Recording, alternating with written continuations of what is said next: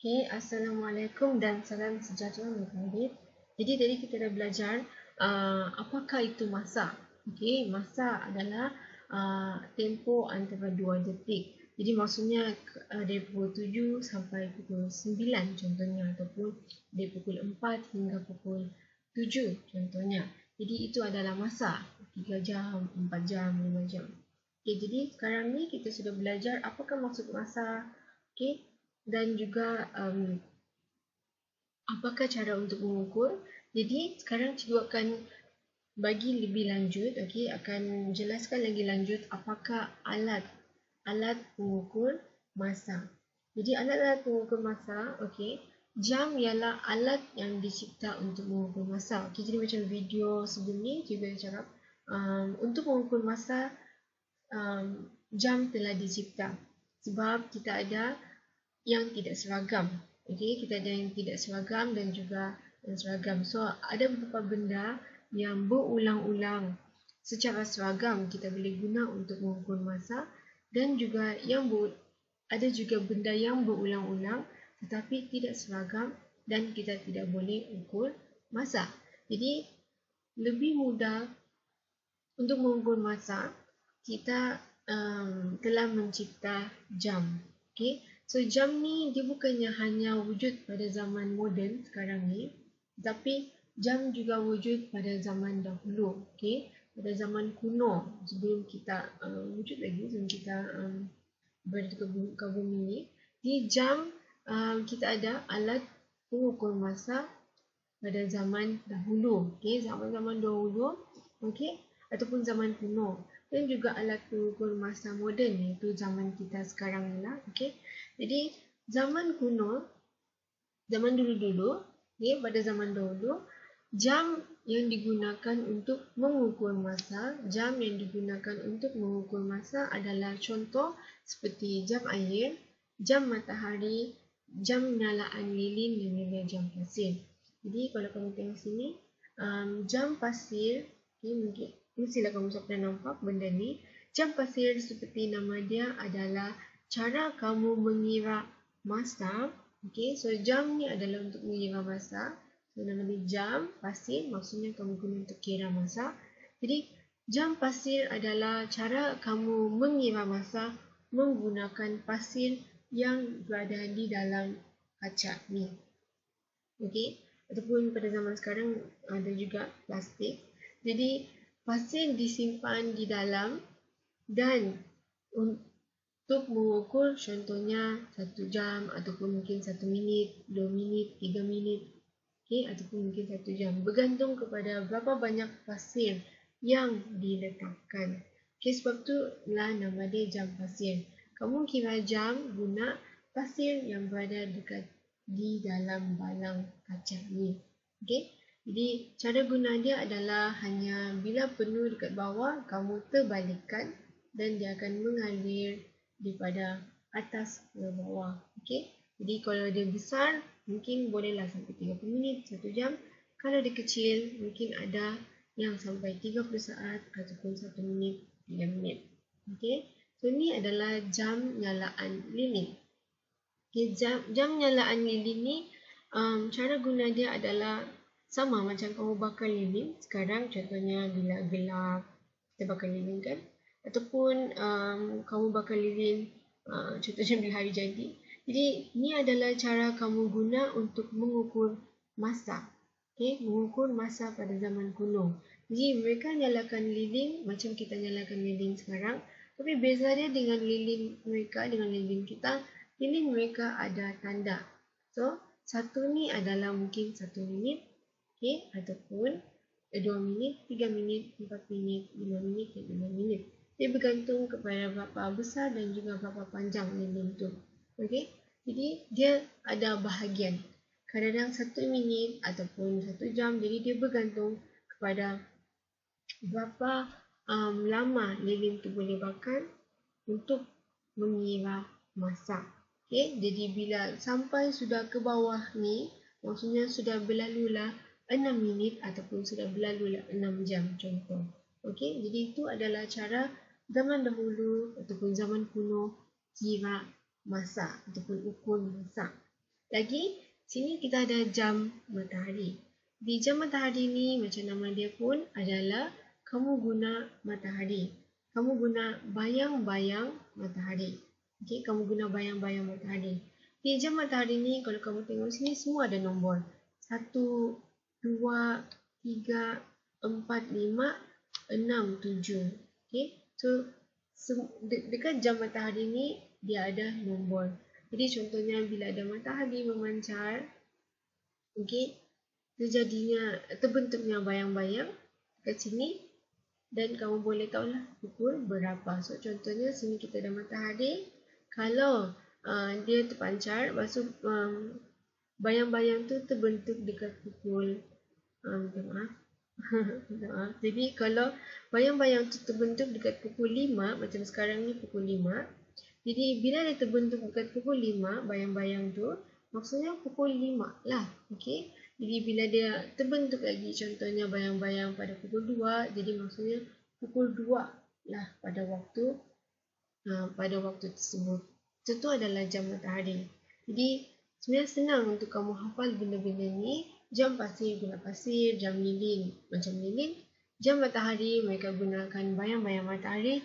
Dan jam air adalah mereka guna air. Jadi benda ni adalah selalunya mereka akan tanya dalam soalan objektif juga. Okey, dia akan tanya, okey, padankan ataupun dia akan tanya dalam soalan subjektif. Padankan nama dan juga alatan yang sesuai. Contoh. Okey, jadi mudahlah kamu tengok. Kalau macam lilin, nama dia adalah jam nyalaan lilin.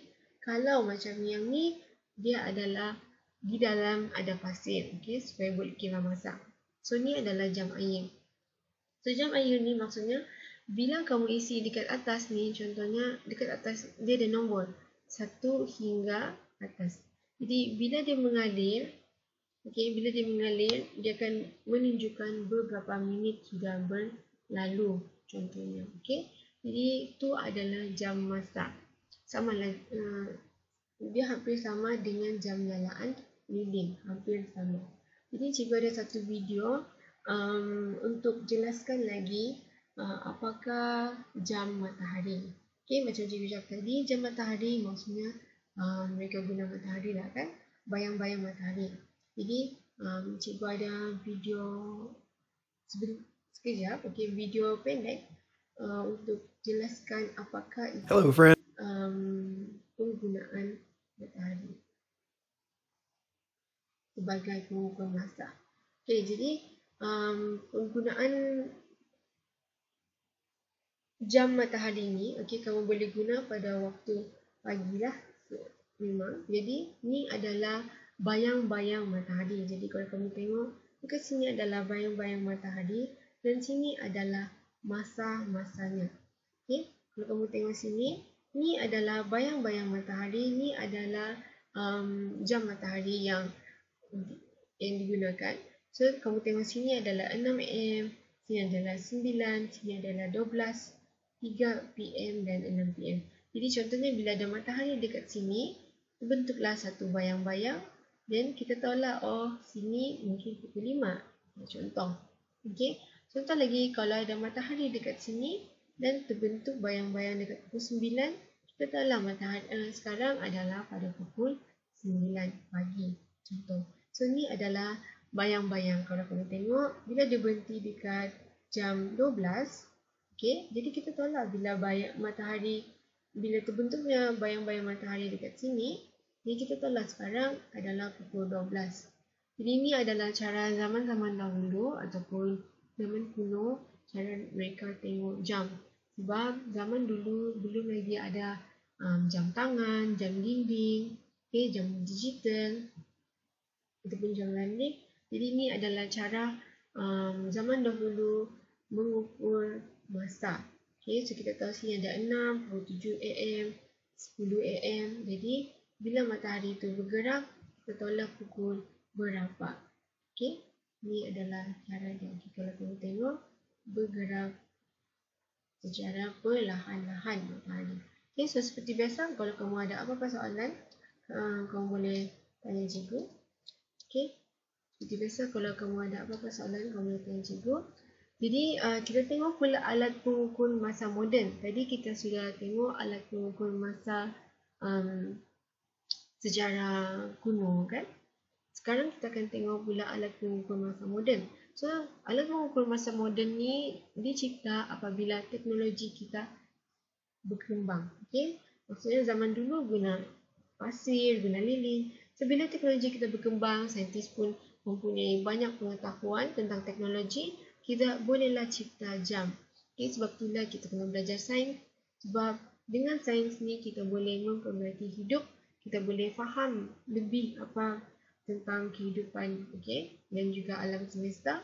Jadi bila teknologi makin berkembang, pengetahuan pun makin banyak, kita berjayalah cipta macam contohnya jam tangan, okay? Jam digital yang ada nombor dan juga jam landik, okay? Jadi ini adalah kita punya teknologi alatan mengukur masa zaman moden ataupun zaman sekarang.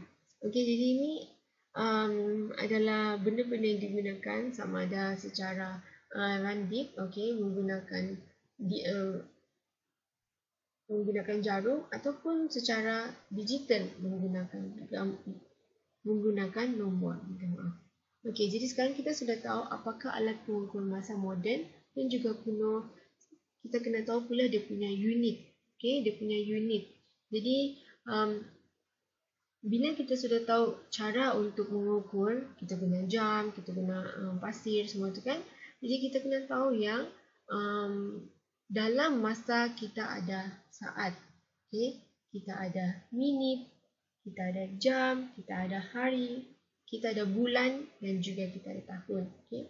Kita ada bulan dan juga kita ada tahun. So, ni adalah unit piawai masa. Kita ada saat, so mungkin 2-3 saat. Minit, mungkin 2-3 minit. Jam, 1 jam, 2 jam, 3 jam. Kita ada hari, bulan. Sekarang bulan 6, okay, Jun. Dan juga tahun, contohnya 2020. Jadi macam itulah cara kita mengira masa.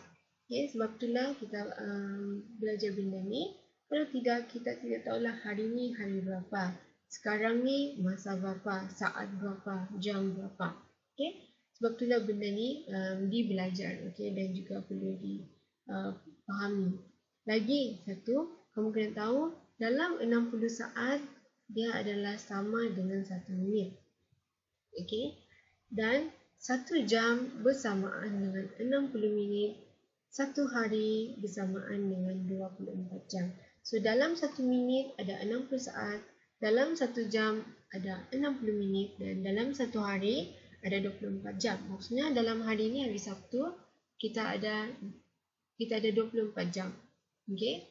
Dan kita punya kelas kita ada 1 jam 60 minit kan? Dan juga kita ada lagi 30 minit. Okay? So itu adalah cara kita menggunakan unit masa. Jadi kamu kena hafal benda ni. Sebab dia akan tanya dalam objektif dan juga subjektif. Kalau objektif, dia akan tanyalah benda-benda ni. Apakah unit yang sesuai? Okay? Contohnya, dia bagi kamu satu contoh, senario menyiapkan kerja rumah. Contohlah. Okay, jadi, kamu boleh guna minit ataupun jam. Okay? Lagi, contohnya, kalau kita menggunakan kereta dari Sabah ke Sarawak, bukan dari Sabah ke contohnya ke US ataupun Dewan Putih, mungkin akan menggunakan hari ataupun dalam mungkin 20 jam.